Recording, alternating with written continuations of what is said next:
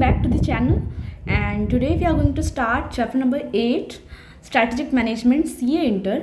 सो ये हमारा last chapter है जिसके अंदर हम बहुत सारे कंसेप्ट देखने वाले हैं और मैंने बहुत ब्रीफली आपको एक्सप्लेन किया है। सो ये एक रिविजनरी सीरीज़ है तो उसके हिसाब से ही आप इसको देखना, बिकॉज आपको पहली बार जो फर्स्ट रीडिंग होती है वो आपने की होगी तभी ये वीडियो आपको समझ में आने वाला है। So let's begin with the video. Strategic implementation and control chapter का नाम है और हम इंट्रोडक्शन के अंदर देख लेते हैं क्या होता है स्ट्रैटेजी इम्प्लीमेंटेशन। तो strategic implementation refers to managerial exercise of putting a freshly chosen strategy into action.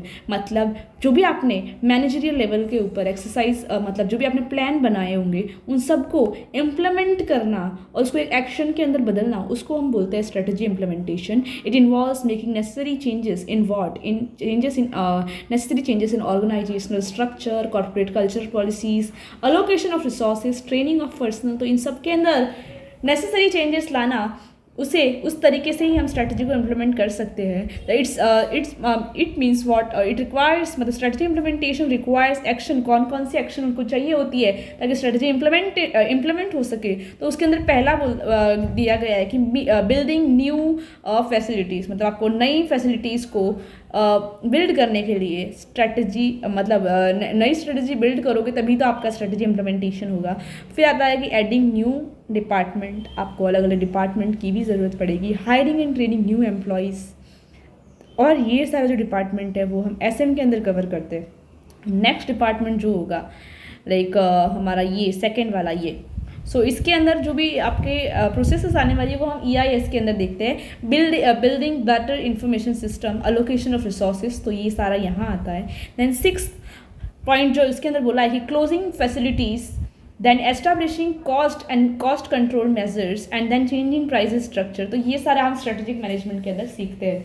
सो पहले 3 और लास्ट के 3 जो भी है वो हम SM के अंदर देखते हैं और EIS के अंदर हम जो भी इंफॉर्मेशन सिस्टम के अंदर कुछ चेंजेस लाना है तो वो, और फिर रिसोर्स एलोकेशन का काम आता है। तो ऐसे हम इन सारे प्रोसेस को हम साथ में लगाएंगे तभी हमारी स्ट्रेटेजी इंप्लीमेंट हो पाएगी। Now we'll see what is the difference between strategy formulation and strategy implementation। दोनों के अंदर बहुत बड़ा डिफरेंस मतलब होगा क्योंकि फॉर्मुलेशन जो है वो इनिशियल प्रोसेस है, बट हमारी जो इम्प्लीमेंटेशन है वो उसके बाद की प्रोसेस है। So strategy implementation it is a primary intellectual process and strategy implementation is a operational process. Because formulation के अंदर आप प्लानिंग करते हो और इम्प्लीमेंटेशन के अंदर आप एक्शन लाते हो, तो इसीलिए इसको बोला है ऑपरेशनल प्रोसेस। सेकंड बोला है डिफरेंस के अंदर कि स्किल रिक्वायर्ड, तो कौन कौन सी स्किल रिक्वायर्ड होती है जब हम स्ट्रेटेजी फॉर्मुलेट करते हैं। तो फॉर्मुलेशन के टाइम हमें इंटेलेक्चुअल और कंसेप्चुअल एंड अंडरस्टैंडिंग, मतलब कंसेप्चुअल अंडरस्टैंडिंग होनी चाहिए। एनालिटिकल स्किल्स भी यहाँ यूज़ होती है क्योंकि आपको एनालिसिस आपने जो भी किया होगा उसके अकॉर्डिंगली आप अपना ओपिनियन दे पाते हो। प्लानिंग कैसे करनी है वो सब डिसाइड इसी की वजह से होता है। बट स्ट्रैटेजी इम्प्लीमेंटेशन के अंदर आपको मोटिवेशनल और लीडरशिप स्किल होगी तभी तो आप अपने एम्प्लॉय को मोटिवेटेड रखोगे, तभी तो आप अच्छी लीडरशिप क्वालिटी की वजह से अच्छा मतलब काम असाइन कर पाओगे। फिर नेक्स्ट पॉइंट आया डिफरेंस स्किल के अंदर कोऑर्डिनेशन। सो देखो फॉर्मुलेशन के अंदर प्लानिंग आता है तो प्लानिंग किसके बारे में बताता है, तो वो टॉप लेवल मैनेजमेंट के बारे में। सो अमॉन्ग टॉप लेवल एम्प्लॉय यहाँ होता है फॉर्मुलेशन की प्रोसेस, एंड इम्प्लीमेंटेशन के अंदर middle and lower level employees आते हैं। स्ट्रेटजी फॉर्मुलेशन का मेन फोकस होता है इफेक्टिवनेस के ऊपर, बट हमारे जो स्ट्रेटजी इम्प्लीमेंटेशन के अंदर बोला है उसके अंदर बोला है कि हमारा ध्यान जो होगा वो एफिशिएंसी के ऊपर होने वाला है। स्ट्रेटजी फॉर्मुलेशन के अंदर एम्प्लॉय ज़्यादा चाहिए नहीं होते क्योंकि यहाँ एक्सपर्ट्स ही अपनी स्ट्रेटजी फॉर्मुलेट करते हैं, बट स्ट्रेटजी इम्प्लीमेंटेशन के अंदर बहुत सारे वर्कर्स की ज़रूरत पड़ती है मतलब जो भी कंपनी प्रोडक्ट बना रहा है उसका प्रोडक्शन करने के लिए। नंबर ऑफ एम्प्लॉय हो गया। अब देखते हैं now relationship between strategy formulation and implementation कैसा रिलेशनशिप है। तो देखो स्ट्रैटेजी फॉर्मुलेशन और इम्प्लीमेंटेशन का मैट्रिक्स दिया है। मैट्रिक्स के अंदर ऊपर की हेडलाइन के ऊपर दिया है weak, excellent, then sound and float, right. So हम पहले देख लेते हैं वीक। अगर आपकी स्ट्रैटेजी इम्प्लीमेंटेशन पावर वीक है बट फॉर्मुलेशन पावर साउंड, मतलब फॉर्मुलेशन की जो भी पावर है वो आपके पास साउंड है, मतलब अच्छी है। सो यहाँ क्या होगा कि may be due to the lack of resources आपकी ये सिचुएशन है and company can try to move from A to B, मतलब कंपनी यहाँ अपना लेवल A मैट्रिक्स में से B के अंदर जा सकती है। तो B के अंदर क्या बोला है कि आपका इम्प्लीमेंटेशन पावर भी एक्सेलेंट है और साउंड, मतलब जो भी आप स्ट्रेटजी फॉर्मुलेट करते हो वो भी अच्छी तरीके से फॉर्मुलेट कर पा रहे हो, तो यहाँ एक आइडियल सिचुएशन बन जाती है जो कि हर एक फर्म उस सिचुएशन के अंदर आना चाहता है। सो बी वाली सिचुएशन सबसे अच्छी है। देन अगर आपकी स्ट्रेटजी इम्प्लीमेंटेशन पावर वीक है बट फॉर्मुलेशन अच्छी तरीके से, फॉर्मुलेशन पावर भी वीक है, दोनों वीक है, so now here company needs to redesign that strategy and radical and readjust the implementation skill. मतलब कंपनी को अपनी स्ट्रैटेजी मतलब अच्छे तरीके से फिर से शुरुआती तौर से बनानी होगी एंड देन वो अपनी स्ट्रैटेजी मतलब एडजस्टमेंट करके फुलफिल कर पाएंगे। और फोर्थ मैट्रिक्स है, उसके अंदर बोला है कि आपका इम्प्लीमेंटेशन पावर अच्छा है बट प्लानिंग अच्छी नहीं है, मतलब कि स्ट्रैटेजी जो बना रहे हो वो वीक है। So company needs to redesign strategy before readjusting the implementation skill, because planning अच्छी होगी तभी तो इम्प्लीमेंटेशन अच्छा होगा। इसीलिए तो मैट्रिक्स भी इंपॉर्टेंट है, देख लेना एग्जाम के पहले एक बार। अब हम देखते हैं कि क्या डिफरेंस होता है इफेक्टिवनेस एंड एफिशिएंसी। सो पहला डिफरेंस बोला है कि it requires, effectiveness is required at top level management, formulation के टाइम हमें चाहिए होगा इफेक्टिवनेस, और एफिशिएंसी के अंदर बोला है it requires at operational level, मतलब middle level and lower level employees जो भी होंगे उनके वहाँ हमें एफिशिएंसी की ज़रूरत पड़ने वाली है। सेकेंड चीज़ जो बोली है वो बोला it effectiveness represents relationship between organisation and environment, मतलब वो हर एक चीज़ को कवर करता है। बट हमारा एफिशिएंसी जो है उसके अंदर बोला है कि no relationship between them but internally focused, मतलब एम्प्लॉयज़ के बीच में कोऑर्डिनेशन होना चाहिए। थर्ड पॉइंट है हमारा मतलब जो इफेक्टिवनेस है उसका फोकस होता है ऑब्जेक्टिव, मतलब ऑर्गेनाइजेशन का ऑब्जेक्टिव को अचीव करना एंड कॉम्पिटिटिव पोजीशन बना के रखना। So it focuses on organisation objective and achieving competitive position in the market और इन द बिजनेस एनवायरनमेंट। पर एफिशिएंसी का मेन फोकस होता है कि इनपुट और आउटपुट का जो रिलेशनशिप है वो अच्छे से बना रहे, मतलब उनके बीच में जो भी टाइमिंग होगी वो अच्छे से चलती रहे, ये सब फोकसेस होने होता है।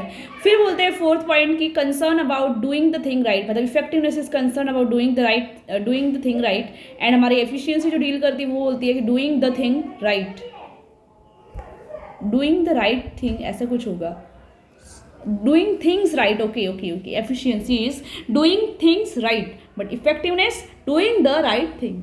तो ये 4 बेसिक पॉइंट्स है, आप डिस्टिंग्विश के अंदर इसको याद कर लेना, अगर एग्जाम में आ गया तो फिर फंस जाओगे, क्योंकि दोनों टर्म सिंपल है, सेम है, तो आप कंफ्यूज हो जाओगे, राइट।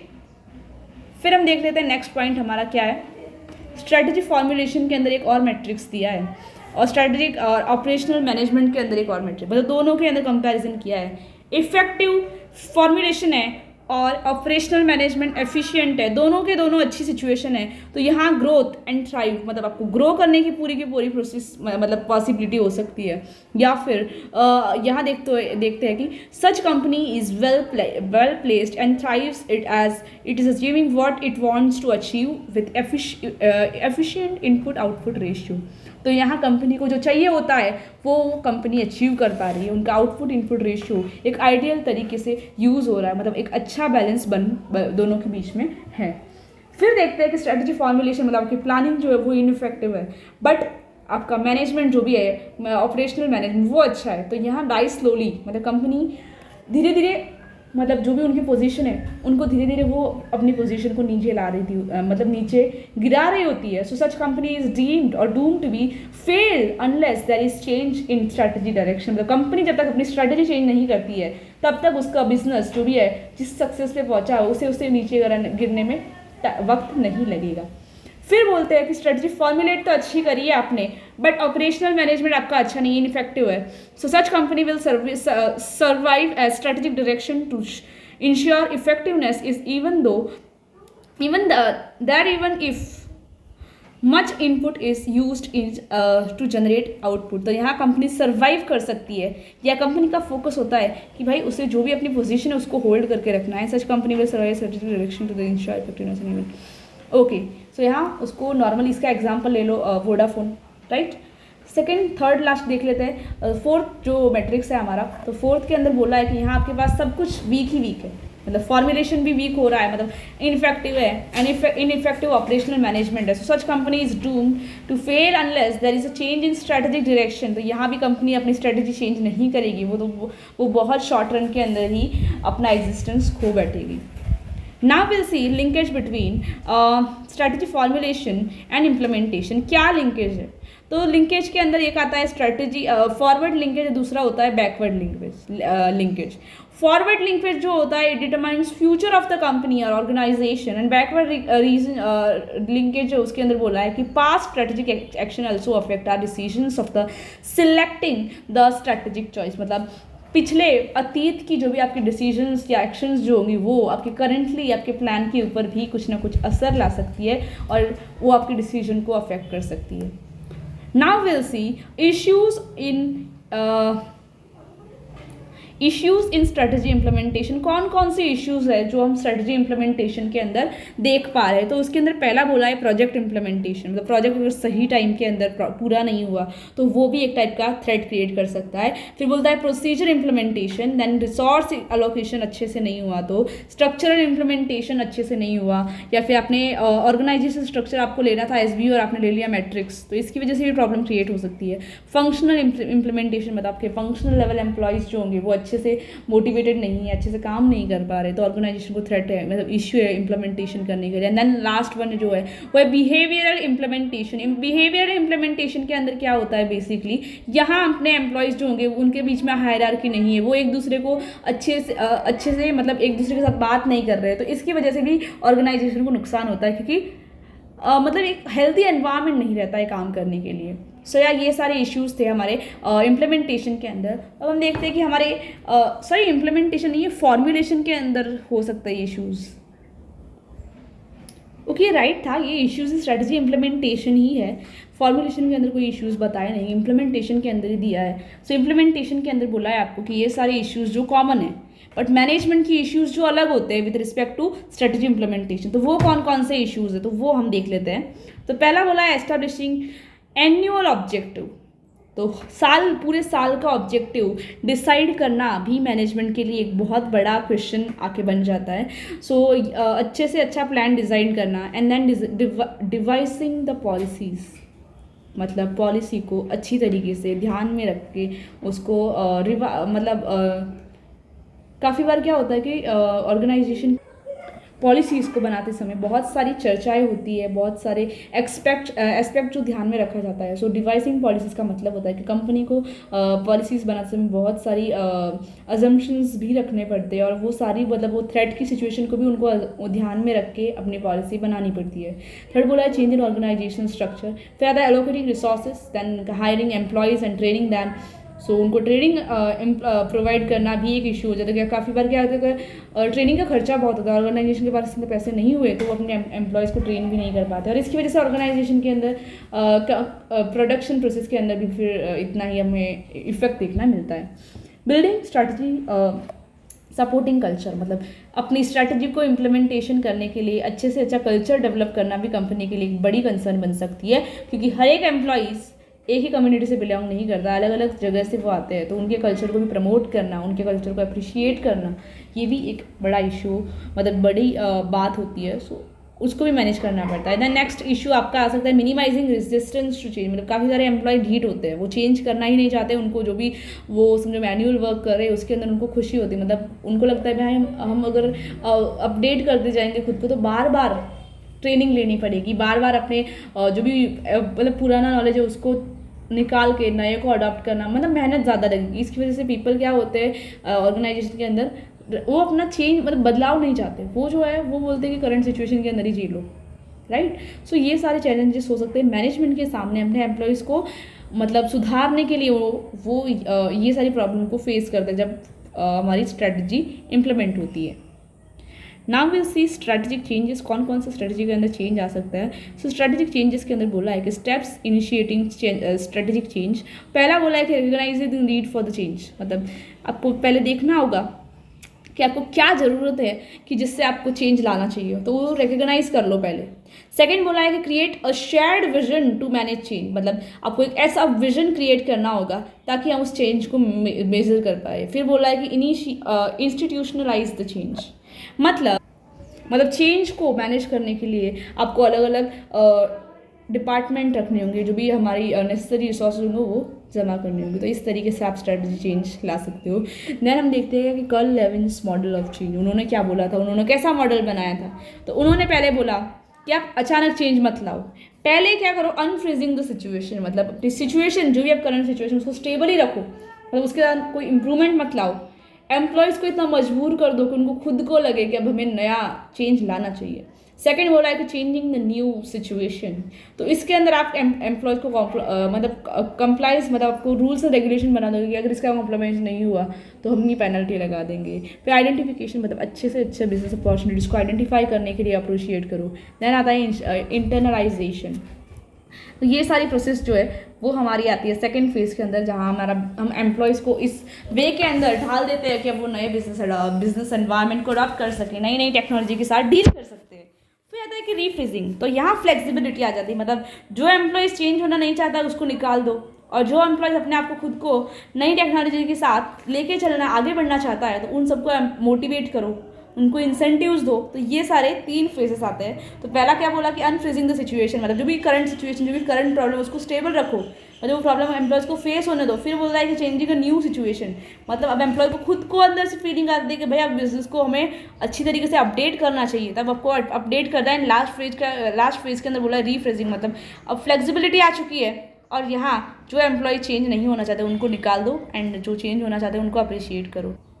अब हम देखते हैं स्ट्रेटजी कंट्रोल क्या होता है। स्ट्रेटजी कंट्रोल, तो strategy control involves monitoring the activity, मतलब एक्टिविटी को परखो, मतलब चेक करो बराबर हो रखी है नहीं हो रही है। फिर आता है measuring the result against the pre determined standards, मतलब आपने जो भी स्टैंडर्ड रखे उसके साथ अपने एक्चुअल परफॉर्मेंस को मैच करो, कितना मैच हो रहा है, कितना नहीं हो रहा है, अगर नहीं हो रहा है तो उसके रीजंस क्या है वो फाइंड आउट करो।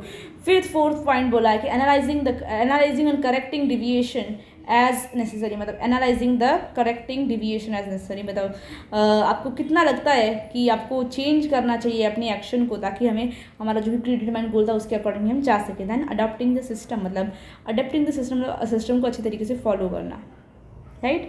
फिर देखते हैं 3 टाइप्स ऑफ ऑर्गेनाइजेशनल कंट्रोल, कौन कौन से कंट्रोल है। सो कंट्रोल के अंदर पहला आता है हमारा ऑपरेशनल कंट्रोल, देन आता है management control, and then last one is strategic control. Operational control के अंदर यह बोला है कि clear cut and measurable relationship between input and output आप मेजर, मतलब यहाँ मेजर करते हैं उन दोनों के बीच का रिलेशनशिप। और यस, हाँ ये इतना ही है बस इसके अंदर। और मैनेजमेंट कंट्रोल के अंदर क्या हो गया, आप यहाँ एम्प्लॉयज़ के साथ डील करते हो।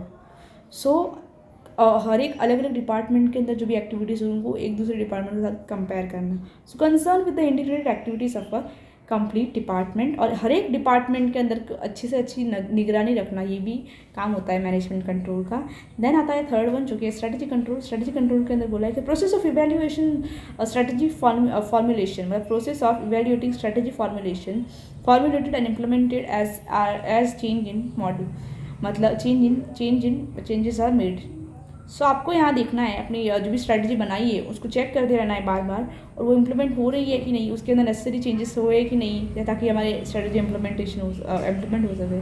तो ये सारे चेंजेस को भी ध्यान में रख के हमें ऑर्गेनाइजेशन के अंदर स्ट्रेटजी कंट्रोल लाना पड़ता है। अब देखो स्ट्रेटेजिक कंट्रोल के अंदर भी वापस 4 टाइप्स और है, कौन कौन से वो 4 टाइप्स है वो हम देखते हैं। पहला है हमारा प्रीमाइज कंट्रोल, राइट। सेकेंड है हमारा strategic surveillance, then spatial alert control, and then implementation control.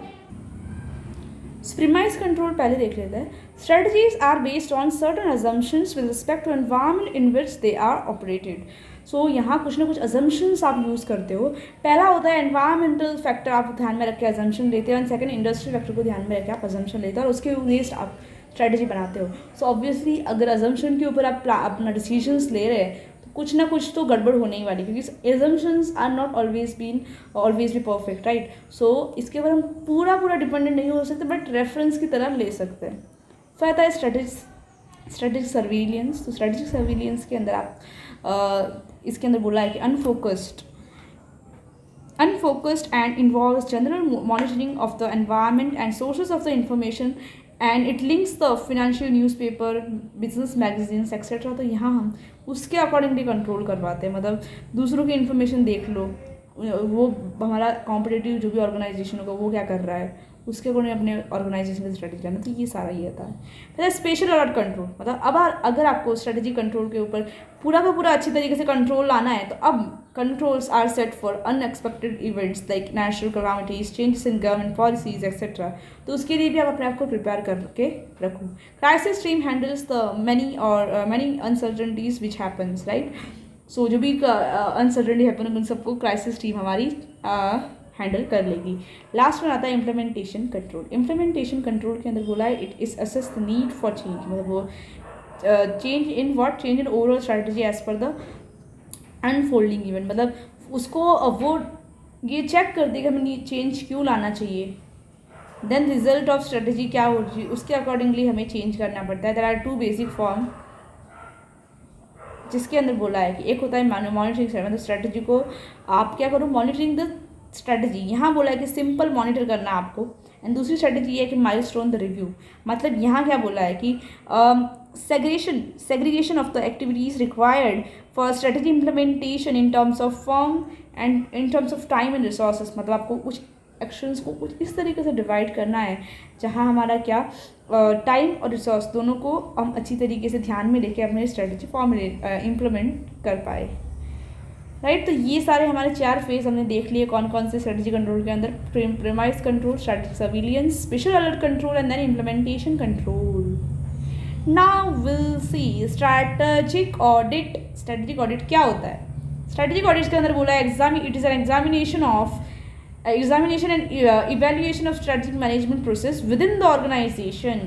तो ऑर्गेनाइजेशन के अंदर अच्छे से अच्छी मतलब ऑडिट परफेक्टली चल रही है कि नहीं, तो ये सब चेक करना, इस प्रोसेस को चेक करना, मतलब मैनेजमेंट के भी रिकॉर्ड्स को चेक करना, उसी को हम बोलते हैं strategic audit. There are basic 3 activities. First क्या है, आपको पहली एक्टिविटी जो करनी है उसके अंदर बोला है एग्जामिनिंग द फर्म स्ट्रेटजी, मतलब फर्म्स की जो स्ट्रेटजी उसको आप चेक करो। Then comparing expected with actual result, मतलब आपको कंपेयर करना है अजम्पशन किए हुए जो मतलब आपने जो भी प्रिडिक्ट किया उस रिजल्ट को एक्चुअल रिजल्ट से, कुछ भी डिविएशन आए तो उसके कॉजेस देख लो। लास्ट वन जो स्टेप है उसके अंदर बोला है कि taking corrective action as per plan. तो आपको अगर आपको लगता है आपके प्लान मतलब प्रॉपरली नहीं जा रहे हैं तो उसके अकॉर्डिंग आपको करेक्टिव एक्शन लेना, ताकि उस प्लान को आप अपनी जो भी आपको चाहिए वो उस रिजल्ट के अकॉर्डिंगली मोड़ सको। अब हमारे नीड फॉर स्ट्रेटेजी ऑडिट पर क्या क्या नीड आन बड़ी, इसके अंदर पहले बोला है कि when performance indicator shows the strategy is not working well, तब आपको स्ट्रेटेजिक ऑडिट कराने की ज़रूरत पड़ती है। मतलब कि कुछ ना कुछ आपको ऐसे इंडिकेशन मिल जाता है कि भाई हमारी कंपनी के अंदर कुछ फ्रॉड हो रहा है, तब कंपनी चाहती है, कंपनी का मैनेजमेंट चाहता है कि वो ऑडिट करवाए। When goals and objectives are not achieve, मतलब अनअचीव्ड ऑब्जेक्टिव बहुत सारे हैं, तब भी ऑर्गेनाइजेशन उसके रीज़न ढूंढने के लिए ऑडिट करवाती है। एंड थर्ड बोला है कि when major change take place in the external environment, and fourth one is when top management plans introduce new ad strategies. तो इन सब के अंदर सारे इंडिकेशन है कि ऑर्गेनाइजेशन के अंदर स्ट्रक्चर प्रॉपर्ली नहीं वर्क कर पाया, तब ऑडिट की ज़रूरत पड़ती है। तो ये 4 पॉइंट इंपॉर्टेंट है, आप ये ध्यान में रख लेना। नेक्स्ट टॉपिक क्या है, Richard Rumelt's criteria for evaluation of this strategy. पहला बोला इन्होंने कि कंसिस्टेंसी होनी चाहिए प्लान के अंदर, फिर बोलता है कि consonance and then feasibility and for the advantage. तो कंसिस्टेंसी के अंदर बोला है कि strategy should not be inconsistent with the goal and objective, मतलब स्ट्रेटेजी हमारे गोल एंड ऑब्जेक्टिव के साथ मैच करनी चाहिए। कॉन्सनेंस के अंदर बोला है कि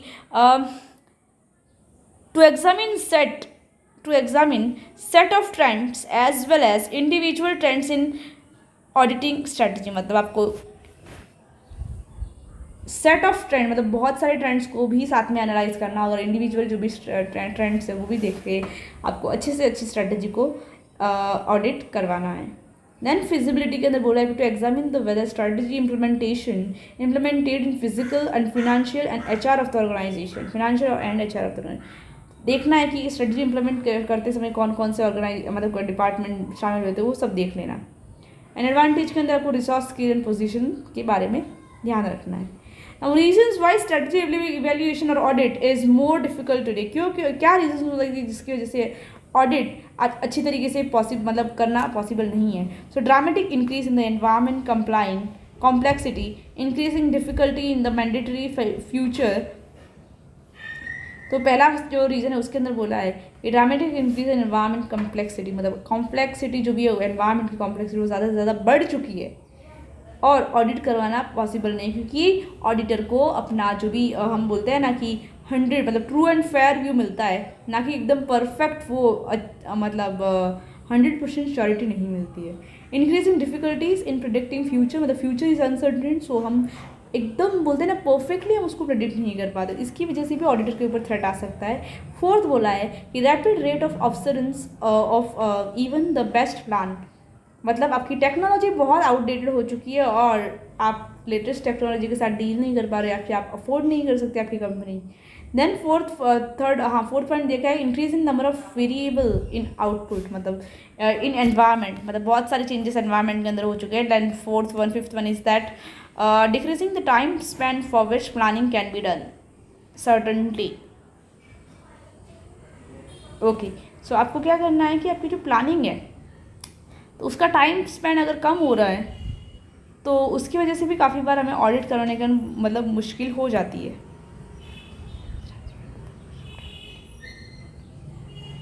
ओके, तो यहाँ ये भी ख़त्म होता है। नेक्स्ट कंसेप्ट है बिजनेस प्रोसेस री इंजीनियरिंग इंट्रोडक्शन। तो री इंजीनियरिंग बिजनेस प्रोसेस, उसके अंदर ना हम बिजनेस को पूरा का पूरा ज़ीरो लेवल से फिर से शुरू करते हैं, सारी की सारी स्ट्रेटेजी फॉर्मुलेशन फिर से वो की जाती है।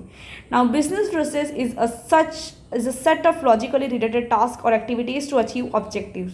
तो ऐसी प्रोसेस है जिसके अंदर हम बहुत सारे टास्क और एक्टिविटीज़ को एक साथ मिला के अपने ऑब्जेक्टिव्स को अचीव करना चाहते हैं। Here more than one department are involve. Example FMGC मतलब fast movable consumer goods, and then banking companies के अंदर advances and deposits, and then insurance company के अंदर balance between the premium and the claim. तो इन सब के अंदर बैलेंस मेंटेन करके रखना, उन सारी एक्टिविटीज़ को एक साथ जोड़ना एक बहुत बड़ा इंपॉर्टेंट काम होता है जो कि बिजनेस प्रोसेस के थ्रू हम कर पाते हैं। Now issues with respect to them, और या फिर आप बोल सकते हैं कि need for the changes in the business environment. So इन दोनों आंसर का क्वेश्चन मतलब जो दोनों क्वेश्चन का आंसर एक ही हो। पहला बोला है कि dramatic implementation in performance is necessary for overcoming competition. तो अपनी कॉम्पिटिशन को बीट करने के लिए आपको कुछ ना कुछ ड्रामेटिक इंप्रूवमेंट लाने होंगे अपनी कंपनी के अंदर ताकि परफॉर्मेंस अच्छे से अच्छी हो सके। सेकेंड पॉइंट बोला है कि कंटिन्यूस इंप्रूवमेंट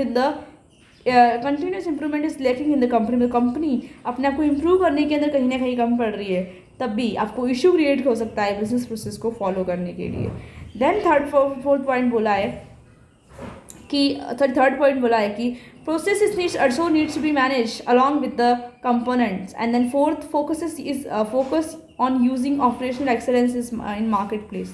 मतलब फोकस आपका होना चाहिए कि ऑपरेशनल प्रोसेस कैसी होती है मार्केट के अंदर, उसके ऊपर भी ध्यान रखो। एंड फिफ्थ वन बोला है कि operational excellence is a major source of competitive act. मतलब आपकी जितनी ऑपरेटिंग एफिशिएंसी अच्छी होगी उसके अकॉर्डिंगली आपकी सक्सेस का लेवल सेट होगा, तो उसके अकॉर्डिंगली आपको अपना कॉम्पिटिटिव सोर्स भी अच्छे तरीके से मैनेज करना है। नाउ विल सी बिजनेस री इंजीनियरिंग प्रोसेस क्या है वो, तो ये बहुत इंपॉर्टेंट है। एग्जाम के अंदर बहुत सारे सिनारियो क्वेश्चन इसके ऊपर आ जाते हैं। तो it refers to analyzing the situation and radical redesign of the workflow and process and within and between the organization। मतलब ऑर्गेनाइजेशन के अंदर उनके एम्प्लॉयज़ के अंदर कुछ अचानक रेडिकल चेंज लाना, ऑपरेशनल प्रोसेस के अंदर कुछ अचानक चेंज लाना, या फिर ऑर्गेनाइजेशन के बाहर या फिर ऑर्गेनाइजेशन के आसपास या अंदर चेंजेस लाना, उसको हम बोलते हैं बिजनेस री इंजीनियरिंग प्रोसेस। रेडिकल चेंज का ही मतलब होता है कि total destruction of the business process, मतलब जो भी एक्जिस्टिंग प्रोसेस उसको एकदम तरीके से तोड़ दो और एक नए से फिर से शुरुआती तौर से बिजनेस को शुरू करो। Now rational of the business process, तो इसके अंदर बोला है कि with rapid change in the IT मतलब information technology, business needs to be updated and meets the demand of the customer, right. So उनको अपने IT जैसे जैसे इंफॉर्मेशन टेक्नोलॉजी के अंदर चेंजेस आता है उनको अपने आपको अपडेट रखना होगा। एंड देन सेकंड पॉइंट जो बोला है उसके अंदर बोला है कि improvement with opening of the Indian economy, implementation in the companies business process is due to increase in composition. So इसके अंदर इंक्रीज इन कॉम्पिटिशन।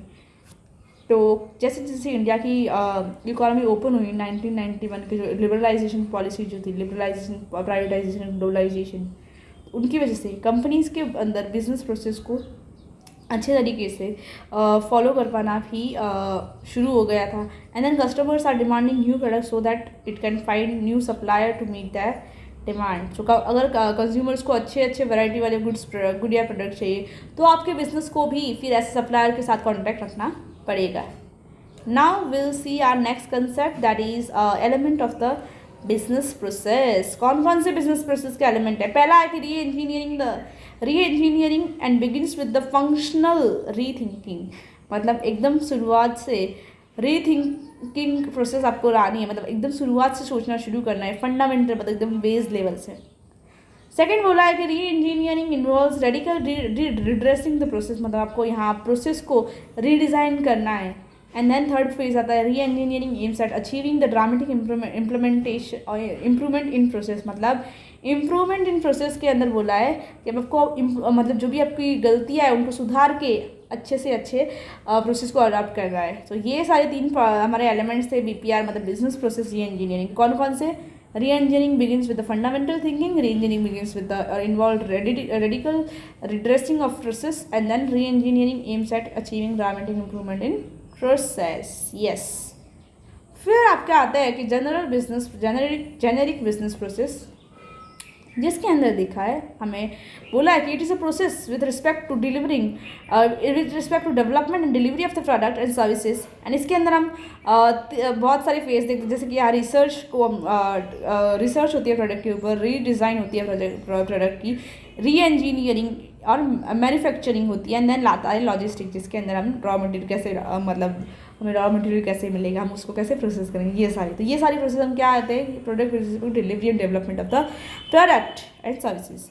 फिर सेकंड फेज आता है जेनेरिक बिजनेस प्रोसेस के अंदर कि processing involves interface with customer. तो customer के साथ कैसा कॉन्टैक्ट आपको बनाना है, उसके अंदर बोला है आप मार्केटिंग के थ्रू कस्टमर के साथ अपना कॉन्टैक्ट करवा सकते हो, एडवर्टाइजमेंट कर सकते हो, ऑर्डर फुलफिलमेंट मतलब ऑर्डर डिलीवरी करके मतलब कस्टमर को गुड्स डिलीवर कर दो घर पे, and then after sale service अगर प्रोवाइड करो तब भी आपका कस्टमर के साथ आपको जो भी टच है वो मेंटेन रहने वाला है।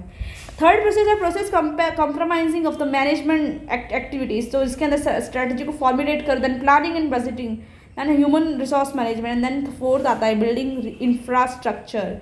ये सारी प्रोसेस आती है जेनेरिक बिजनेस प्रोसेस के अंदर, right.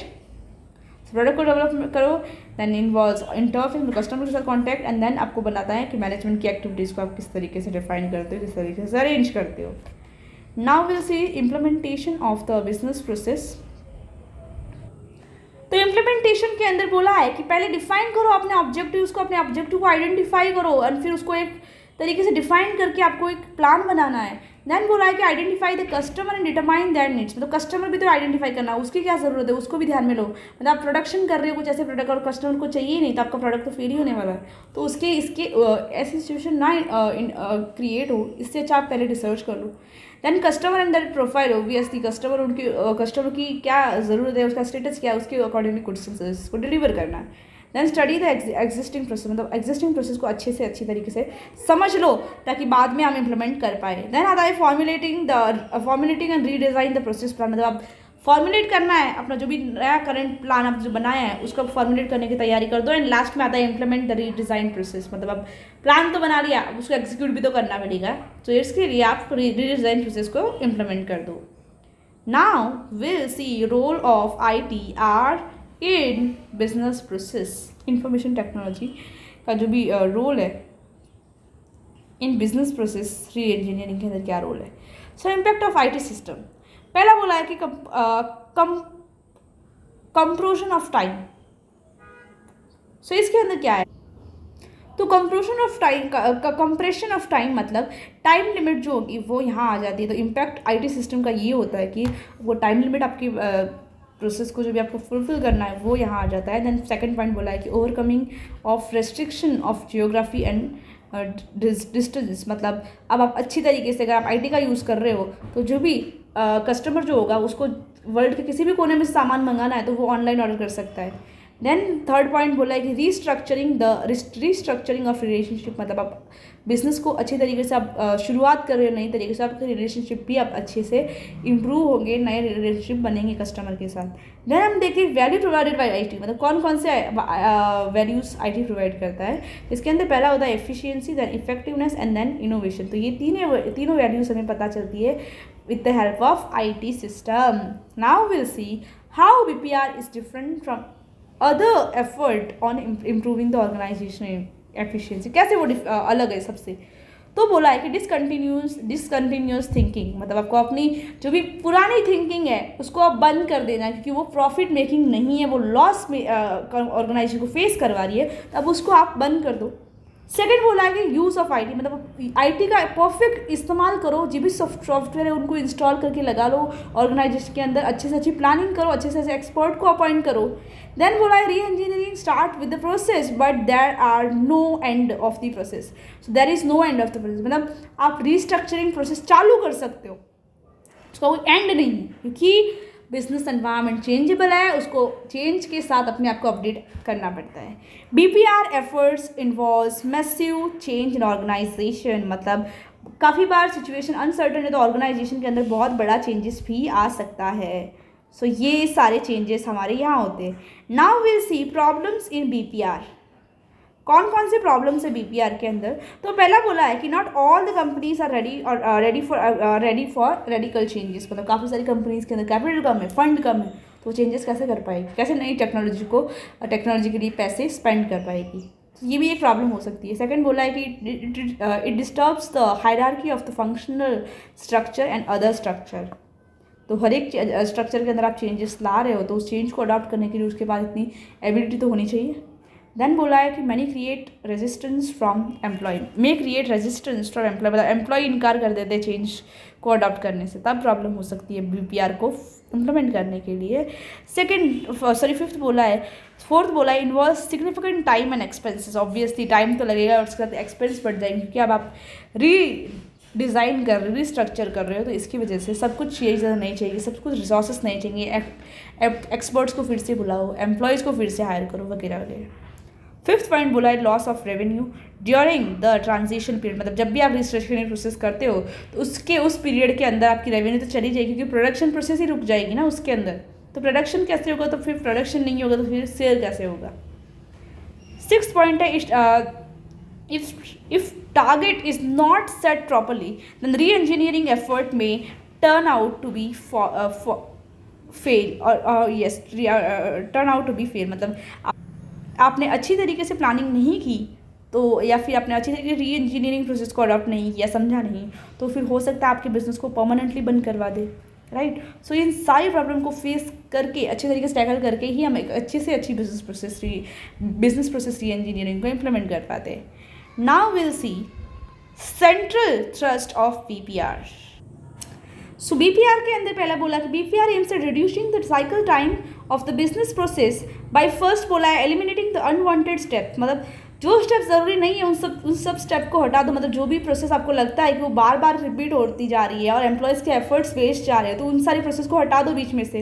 Then simplifying the process को जितना सिंपल रख सको उतना रखो, क्योंकि कॉम्प्लेक्सिटी जब आएगी तब एम्प्लॉयज़ का फिर मतलब जो भी उनका कॉन्फिडेंस होगा वो भी उतना ही हिलने वाला है। सो इससे अच्छा आप प्रोसेस को सिंपल रखो and then eliminating wasting time as far as possible, तो जो भी रेपिटेटिव वर्क है उनको आप अवॉइड कर दो तो ऑब्वियसली टाइम सेविंग हो जाएगी। तो ये सारी प्रॉब्लम्स को ध्यान में रख के आप अच्छे से अच्छा बिजनेस प्रोसेस री इंजीनियरिंग को इम्प्लीमेंट कर पाओगे।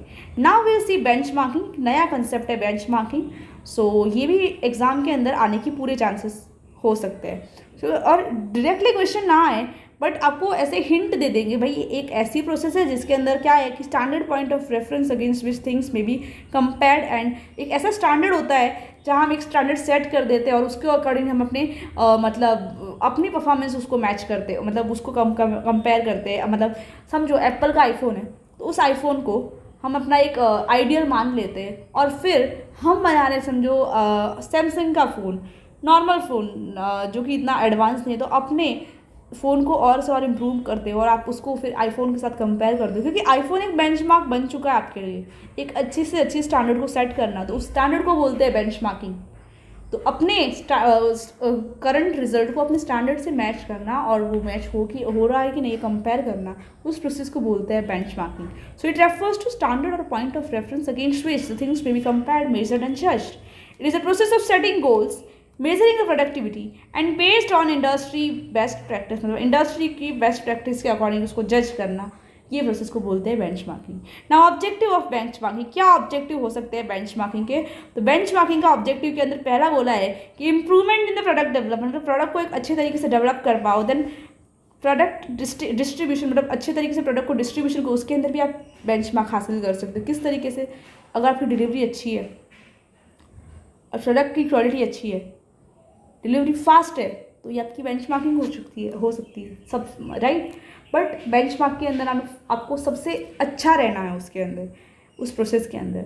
देन बोलता है कि assessment of the manufacturing cost, manufacturing cost कम है तब भी बेंचमार्किंग हासिल हो सकती है. कस्टमर सर्विस अच्छे से प्रोवाइड कर रहे हो और आपकी तरह कोई दूसरा नहीं प्रोवाइड कर रहा है, तो हर एक बंदा आपकी तरह प्रोवाइड करना चाहेगा. मतलब आपका जो भी काम है वो उसके लिए स्टैंडर्ड बन गया, तो एक टाइप की बेंचमार्किंग हो चुकी है वहाँ भी. Plant utilization level, plant utilization मतलब आप मशीनरी को कितने अच्छे से यूज़ कर रहे हो उसके अंदर बेंचमार्क सेट करना. And then human resource management, मतलब अच्छा मैनेजमेंट, ह्यूमन रिसोर्स को मैनेज करना भी एक स्किल होती है HR मैनेजर की, उनको भी मैनेज करने का एक अच्छा मतलब ज़रिया हो सकता है, और उसके अंदर भी कंपनी अपनी एक्सपर्टीज़ को यूज़ कर सकती है. नाउ एग्जांपल इसके अंदर बोला है कि ई कॉमर्स, अगर जो ई कॉमर्स का बंदा होगा तो उसका डिलीवरी टाइम अच्छा होगा, तो ये उसके लिए बेंचमार्किंग बन सकती है. ऑटोमोबाइल्स के लिए वो माइलेज, मतलब कितना माइलेज वो दे रहा है गाड़ी के अंदर, कितना वो पेट्रोल मतलब कितना पेट्रोल चल सकता है, समझो 2 किलोमीटर के लिए, या कितने या माइलेज, मतलब समझ रहे हो आप, नॉर्मल गाड़ी का जो भी होगा, मतलब पेट्रोल की स्पीड क्या, मतलब कितने लीटर पेट्रोल चाहिए होगा इतने किलोमीटर के लिए वगैरह वगैरह.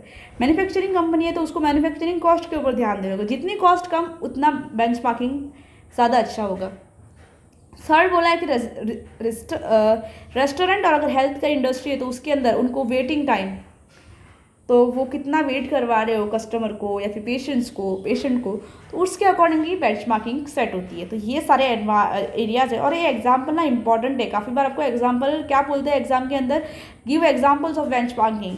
सो ई कॉमर्स के अंदर डिलीवरी टाइम, ऑटोमोबाइल्स के अंदर माइलेज, मैन्युफैक्चरिंग कंपनी अगर तो उसको मैन्युफैक्चरिंग कॉस्ट, एंड अगर वो रेस्टोरेंट या फिर हेल्थ केयर इंडस्ट्री है तो उसके अंदर क्या होगा, वेटिंग टाइम. ये सारे पॉइंट है.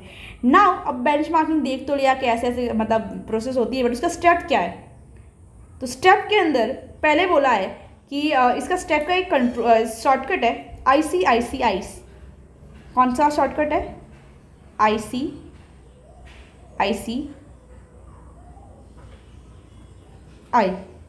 ICICI बैंक का आप याद रख लो. तो आइडेंटिफाइंग नीड फॉर बेंचमार्किंग, मतलब पहले तो ज़रूरत क्या है बेंचमार्किंग की उसको फाइंड कर लो. सेकेंड स्टेप है कि clearly understand the existing process, मतलब एग्जिस्टिंग प्रोसेस के अंदर लूप होल्स निकालना, एग्जिस्टिंग प्रोसेस को चेंज क्या है उसके रीजंस आइडेंटिफाई करना, उसको अच्छी तरीके से समझ लेना. ये भी बेंचमार्किंग का सेकंड मतलब स्टेप के अंदर आता है. देन थर्ड स्टेप है आइडेंटिफाई द बेस्ट प्रोसेस, मतलब जो भी आपको ऑप्शन अवेलेबल है उसके अंदर से बेस्ट ऑप्शन को सिलेक्ट करना. फोर्थ है वो उसको बोला है कि compare own process with that of others, मतलब अपनी करंट पोजीशन है उसको दूसरों के साथ कंपेयर करो. फिफ्थ पॉइंट के अंदर बोला है prepare report and implement the steps necessary to reduce the performance gap. तो एक रिपोर्ट आपको इश्यू करनी होगी जिसके अंदर आपकी जो भी चेंजेस है वो लिखने होंगे, और क्या क्या परफॉर्मेंस आप मतलब इम्प्रूव कर सकते हो, जिससे अंदर जो भी आपका इनपुट आउटपुट के अंदर टाइम गैप है उसको आप कम कर सको. And then last one process है, लास्ट वन जो स्टेप है उसके अंदर बोला इवैल्यूएशन, मतलब जो भी प्रोसेस आपने बेंचमार्किंग के अंदर स्टेप फॉलो करके एग्जीक्यूट किए अब उसको इवैल्यूएट कर दो, मतलब उसको चेकिंग कर लो. तो ये सारे स्टेप आते हैं. पहला स्टेप है identify the need of benchmarking, then second comes clearly understand the existing process, third one है जो कि identify the best process, fourth है compare own process with that of others, and fifth one है कि prepare a report and implement the steps necessary to reduce the performance gap. Last का है evaluation जो कि चेकिंग के बारे में. सो यहाँ हमारा एक चैप्टर भी पूरी तरीके से ख़त्म होता है. ये सारा मतलब रिविजन वीडियोस के अकॉर्डिंग आपको पता चल जाएगा. सो आई होप अगर आपको मतलब ये रोज़ काम आ रहे हैं तो आप मेरे वीडियो के साथ ही आप इसको लिख लो अपनी टेक्स्ट बुक के अंदर, ताकि आपको एग्ज़ाम के टाइम बहुत से बहुत हेल्प मिल सके. और ये मैंने सिर्फ हेडिंग ही लिखी है. सो आपको रिविजन के लिए बहुत हेल्पफुल होगा. सो अगर आपको वीडियो अच्छा लगे तो please like and share to your friends also, right? So thank you so much. We will meet in next video. Thank you so much. Bye. Take care.